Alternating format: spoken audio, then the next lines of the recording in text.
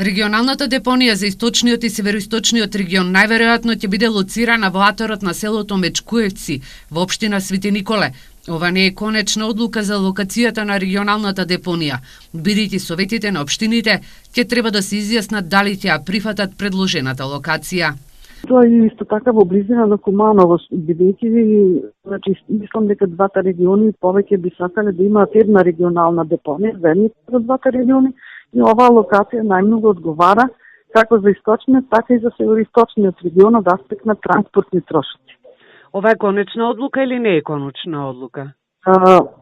Одлуката е, мислам, предлогот се разгледува, меѓутоа за да биде тоа конечна одлука треба да се донесат соодветни одлуки на сите совети на општините, така што не би можеле да речеме дека е конечно. На денешниот совет на градоначалници на Источнопланскиот регион беше направена и приоритетна листа за финансирање на проекти од Бирото за регионален развој. На листата се наоѓаат проекти на 5 општини.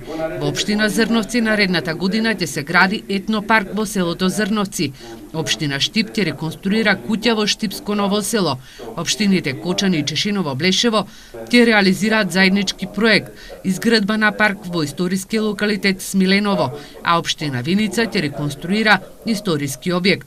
Општините очекуваат да добијат 14 милиони денари за реализација на овие проекти, а разликите во буџетите на проектите ќе ги финансираат општините.